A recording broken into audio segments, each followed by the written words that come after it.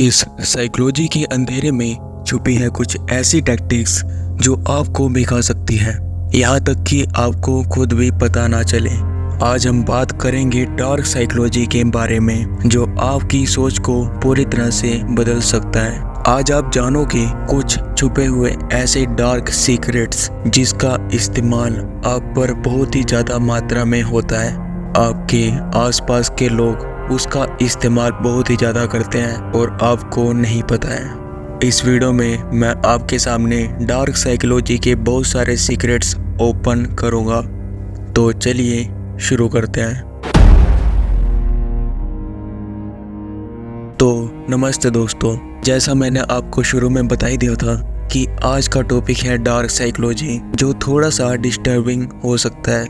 ये वो टेक्निक्स हैं जो लोग आपको मैनिपुलेट करने के लिए यूज़ करते हैं। Number 1, gas lighting.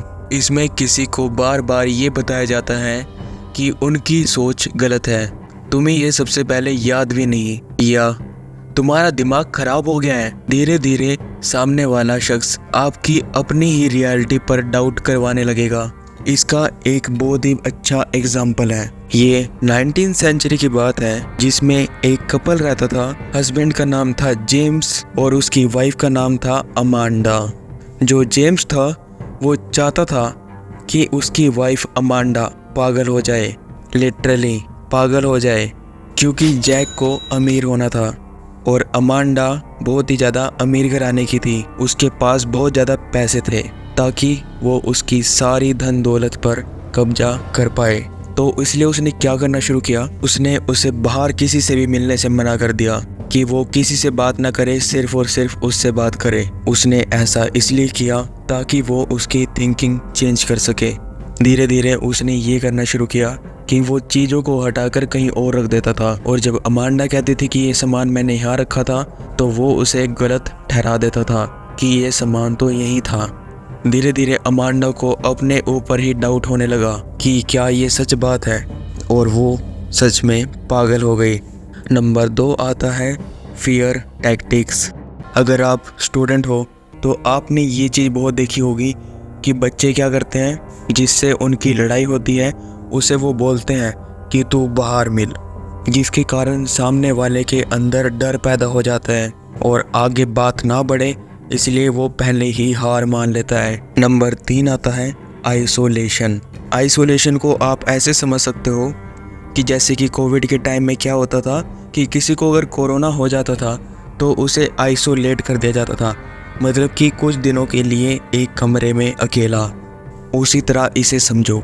इसमें क्या होता है ना कि जो विक्टिम है उसे उसके परिवार से, उसके दोस्तों से, आसपास के लोगों से दूर कर दिया जाता है, जिसके कारण उसका माइंडसेट चेंज हो जाता है। जैसे कि आपने अयानो कोजे को देखा होगा, वाइट रूम में अकेला रहने पर उसके साथ क्या हुआ। और ऐसे ही कई सारे रियल लाइफ एग्जाम्पल भी हैं जिसमें लोगों को अकेला रख दिया जाता है, जिसके कारण वो पागल तक हो जाते हैं। नंबर 4 आता है गिल्ट ट्रिपिंग। इसका इस्तेमाल सामने वाले को गिल्टी फील कराने के लिए होता है। जैसे कि मैनिपुलेटर ऐसे शब्दों का इस्तेमाल करता है कि तुम इतने सेल्फिश क्यों हो गए हो, मैंने तुम्हारे लिए इतना कुछ किया है और तुमने मेरे लिए कुछ भी नहीं किया है। इसका इस्तेमाल लड़कियां ज़्यादा करती हैं। आपको मैं एक एग्जांपल देता हूँ। एक कंपनी में राहुल और प्रीति नाम के 2 कलीग्स काम करते थे, जिसमें जो प्रीति थी उसने राहुल के साथ इसी साइकोलॉजी का इस्तेमाल किया। वो क्या करती थी कि जो राहुल काम करता था उसका क्रेडिट खुद ले जाती थी। जब राहुल कहता था कि तुमने ऐसा क्यों किया, तो वो कहती थी कि हम ऐसा टीम काम करते हैं, और मैं सही बताऊं तो मैं ना बहुत ज़्यादा हार्ड टाइम से गुजर रही हूँ और मेरे फैमिली में बहुत सारे प्रॉब्लम्स हैं, तुम इतने सेल्फिश क्यों बन रहे हो। बस यहीं पर उसने उसे गिल्टी फील करा दिया और अपना काम निकलवा लिया। इसका एक और एग्जाम्पल हो सकता है, जैसे आपके दोस्त कहते हैं कि यार तू तो अब बड़ा आदमी हो गया है, अब तो हम जैसे लोगों से क्या ही बात करेगा, छोड़ यार, हम तो तेरे लिए कुछ भी नहीं हैं। और जिस एडिक्शन से आप निकलना चाहते थे, जिस सर्कल से आप निकलना चाहते थे, जिस मैट्रिक्स से आप निकलना चाहते थे, वो आपको फिर उस मैट्रिक्स में खींच लेते हैं। And last, number 5, amplifying problems. अगर मैं इसे सिंपल भाषा में कहूँ तो आप इसे ऐसे समझ सकते हो कि बात का पतंगड़ बनाना। और ये तो आपको पता ही है कि बात का पतंगड़ बनता कैसे है।